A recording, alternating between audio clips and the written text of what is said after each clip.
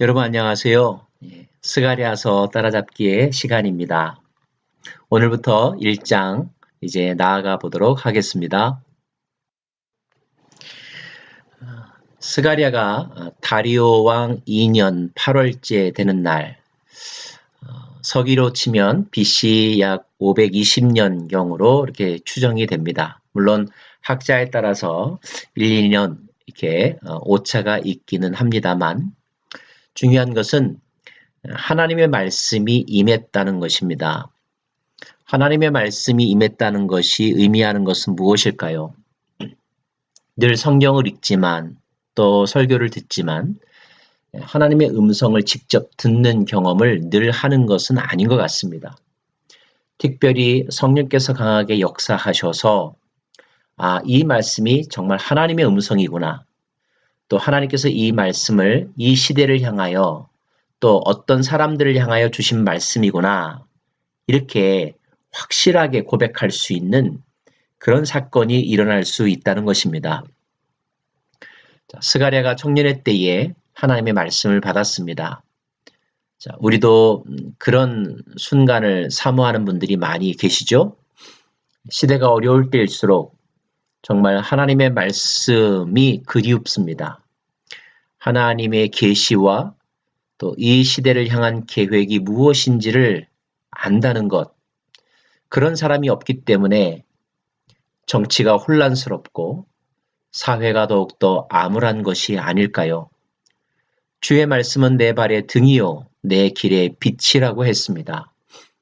돈이 없어서가 아니라 마실 물이 없어서가 아니라 소망과 또 확신을 주는 말씀, 믿음의 그 반석이 될 만한 말씀이 없기 때문에 시대가 더욱더 불안한 것이 아닌가 싶습니다.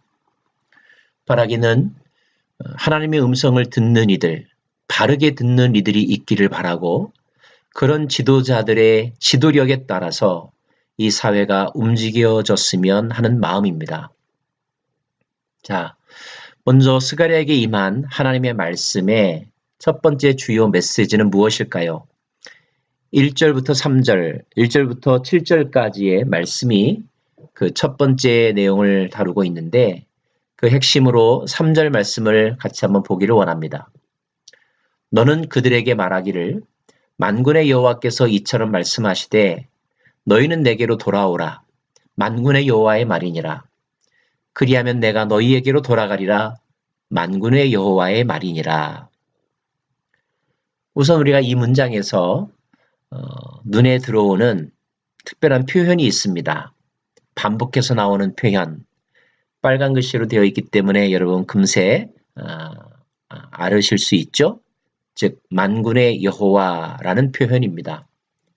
스가랴서에는 이렇게 만군의 여호와 또는 여호와라고 하는 그런 하나님의 자기소개의 표현이 많이 나옵니다. 만군의 여호와라고 하는 말의 뜻은 무엇일까요? 이 세상의 모든 임금들의 여호와, 이 세상 우주 만물의 주인, 통치자로서의 여호와를 의미하는 것입니다. 이스라엘 사람들은 하나님을 섬겨왔습니다. 하지만 그들이 나라를 빼앗기고 또 성전이 무너지고 70여 년 가까이 포로 생활을 하다 보면 그 사이에서 힘들고 또 실망하고 좌절하고 꿈이 사라지게 되죠. 믿음도 사라지게 됩니다. 신앙적인 회의가 될 수도 있습니다. 내가 믿는 하나님이 정말 하나님인가? 내가 잘못 신앙을 가지게 된 것은 아닐까? 다른 신을 섬겨야 하는 것은 아닐까? 그래서 어떤 사람들은 종교를 바꾸기도 하고 또 아예 믿음을 포기하기도 합니다. 그런데 만약에 옆집의 사람이 잘 나간다면 그런 마음은 더욱더 심하게 들겠죠? 나도 옆집 사람의 종교로 바꿔볼까? 자, 그런 생각을 가진 지 70여 년이 지났습니다. 그런데 다시 나타나신 하나님께서 반복하여 강조하신 말씀은 무엇입니까? 나는 만군의 여호와니라. 너희들이 지금 보기에 너희들이 형편이 어렵다고 해서 너희들이 믿는 하나님도 형편이 어렵다고 생각하지 말아라. 나약하다고 생각하지 말아라. 패배했다고 생각하지 말아라. 너희들이 믿었던 그리고 너희들이 계속하여 믿어야 될 하나님은 만군의 여호와라. 모든 신 위에 뛰어나신 분이시고 진실하신 분이시고 전능하신 분이시고 영원하신 유일하신 여호와. 내가 여기 있다. 나를 신뢰하여라. 나는 죽지 않았다. 나는 지금도 일하고 있다. 말씀하고 있습니다. 사랑하는 여러분, 하나님에 대한 분명한 믿음이 필요한 시대입니다. 여러분은 하나님을 어떤 분으로 이해하고 계십니까?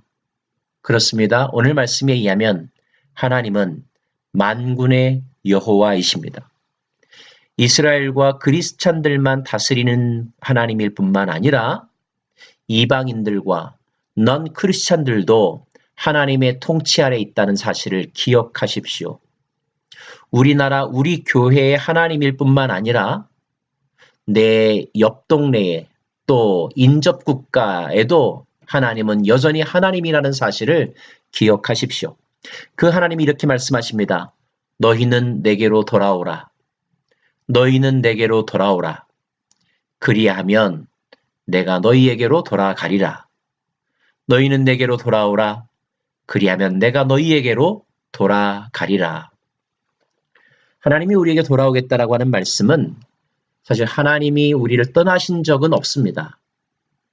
그러나 우리가 하나님을 찾을 때 하나님은 우리를 향하여 우리의 마음을 받아주시고 회개를 받아주시고 우리에 대한 진노를 채찍을 거두시겠다는 말씀입니다. 이 말씀은 회개를 촉구하는 말씀입니다. 여러분은 회개할 것이 있으십니까? 아무런 잘못이 생각나지 않는다고요? 억울하기만 하다고요? 정말 억울하기만 한 것일까요? 아무런 잘못도 없는 것일까요? 다 제도 탓이고 나라 탓이고 대통령 탓이고 배우자 탓이고 또 교회 목사 탓이고 그리고 타민족의 탓일까요? 정말 그럴까요?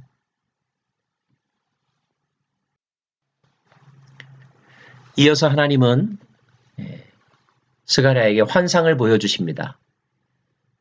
하룻밤 사이에 본 환상이 모두 8개입니다. 환상을 통하여 보여주는 어떤 메시지가 있었기 때문이겠죠? 그래서 우리는 환상 하나하나를 이제 장별로 살펴보려고 합니다. 먼저 첫 번째 환상은 화석류 나무 사이에 서 있는 붉은 말을 탄 사람, 그리고 함께 있는 갈색 말과 흰 말을 탄 사람들의 모습입니다. 궁금하여 묻습니다. 저들이 누구입니까? 왜 저럽니까? 그때 천사가 스가랴에게 한 말 같이 읽어보겠습니다. 천사가 내게 이르되 너는 외쳐 이르기를 만군의 여호와의 말씀에 내가 예루살렘을 위하여 시온을 위하여 크게 질투하며 안일한 여러 나라들 때문에 심히 진노하나니 나는 조금 노하였거늘 그들은 힘을 내어 고난을 더하였음이라. 그러므로 여호와가 이처럼 말하노라. 내가 불쌍히 여김으로 예루살렘에 돌아왔은즉 내 집이 그 가운데 건축되리니 예루살렘 위에 먹줄이 쳐지리라. 만군의 여호와의 말이니라. 그가 다시 외쳐 이르기를 만군의 여호와의 말씀에 나의 성읍들이 넘치도록 다시 풍부할 것이라. 여호와가 다시 시온을 위로하며 다시 예루살렘을 택하리라 하라 하니라. 가끔 어떤 선후배 모임이나 또 심지어 가정에서도 이런 일이 있을 수 있죠. 어떤 아이가 잘못을 저질러서 좀 버릇을 고치기 위하여 좀 잘 타일러라 또는 훈계하여라 따끔하게 가르쳐라 이렇게 이야기를 했는데 그 말을 듣고 심부름을 하는 그 중간 사람이 네, 원래 이야기했던 사람의 그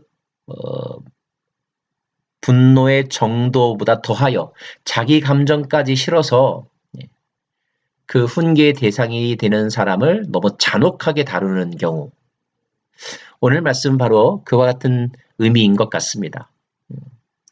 세 번째 줄 보면 나는 조금 노하였거늘 그들은 힘을 내어 고난을 더하였습니다. 이스라엘, 예루살렘, 유다가 잘못하여서 하나님이 이제 채찍과 막대기를 드셨습니다. 사람 막대기와 인생 채찍을 드셨습니다. 그리고 그 채찍을 사용할 체벌꾼을 세우셨습니다. 그것이 바로 아수르이고 바벨론이고 또 페르시아이겠죠. 그런데 그 바벨론이나 아수르나 페르시아가 하나님이 생각했던 것보다 더 훨씬 자기의 이기심과 자기의 감정까지 실어서 이스라엘을, 예루살렘을, 유대를 너무 참혹하게 만들었다는 것입니다. 그래서 하나님께서 이제 그 예루살렘을 불쌍히 여기셔서 예루살렘을 다시 돌보시고 예루살렘을 회복시키시겠다는 말씀입니다. 그리고 말씀하시기를 내 집이 그 가운데란 바로 예루살렘을 말하죠. 예루살렘에 건축될 것이라. 예루살렘에 공사를 위한 먹줄, 측량줄이 채워질 것이라. 내가 시온을 위로할 것이라. 다시 예루살렘을 택하리라. 첫 번째 환상에 대한 천사의 설명입니다. 두 번째 환상은 무엇입니까? 내 뿔에 대한 환상입니다. 뿔 4가지가 보였습니다. 그 의미를 묻는 스가랴의 질문에 또 답변이 있습니다. 이것은 유다와 이스라엘과 예루살렘을 해친 내 뿔이다 그랬습니다. 뿔은 어떤 힘의 상징이죠. 왜 뿔이 4개일까? 성경 문학에서 이 4라고 하는 숫자는 보통 이렇게 땅의 숫자라고 이렇게 알려져 있습니다. 아수르나 바벨론을 의미한다고도 볼 수 있고 이 땅에 속한 어떤 강력한 힘, 권력을 상징하죠. 자, 그 힘이 하나님의 백성 유다와 이스라엘과 예루살렘을 해쳤다는 것입니다. 포로로 잡아가고 그 땅을 파괴시켰다는 것이죠. 자, 그런데 그때 4명의 대장장이가 나타납니다. 묻습니다. 무엇을 하러 왔습니까? 그때 전사가 대답하기를 그 뿔들이 유다를 흩뜨려서 사람들이 능히 머리를 들지 못하게 되었는데 이제는 이 대장장이들이 와서 그것들을 두렵게 하고 그것들이 누구일까요? 그 뿔들을 두렵게 하고 그 뿔들을 들어 땅에 떨어뜨릴 것이라.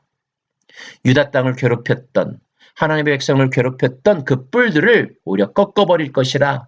땅에 떨어뜨려 버릴 것이라. 이런 설명입니다.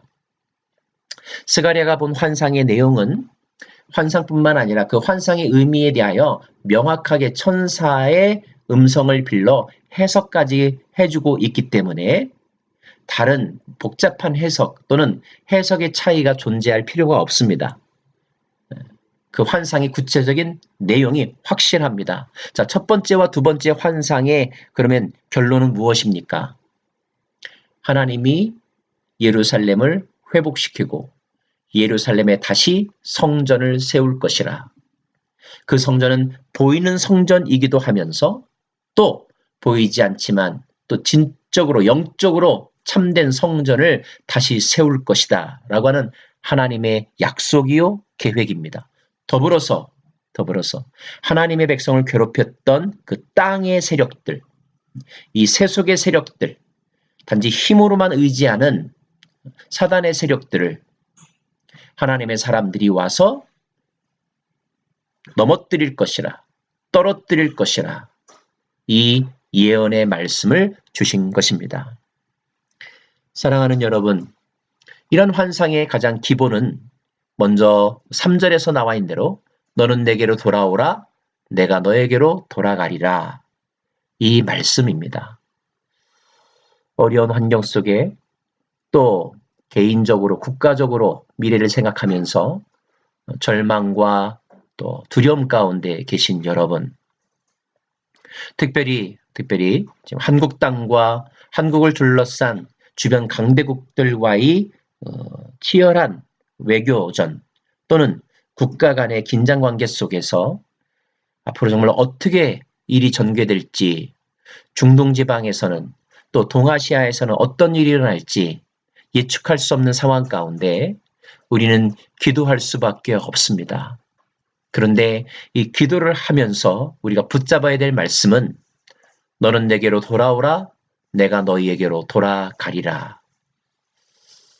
이 말씀을 붙잡고 기도할 때 우리의 마음의 방향을 바꿀 때 우리의 시선을 바꿀 때 우리의 태도를 바꿀 때 하나님은 우리에게 소망과 또 기대를 주는 환상을 보여주실 것이고 그 환상은 막연한 것이 아니라 확실한 하나님의 뜻이며 승리의 메시지로 다가올 줄로 믿습니다.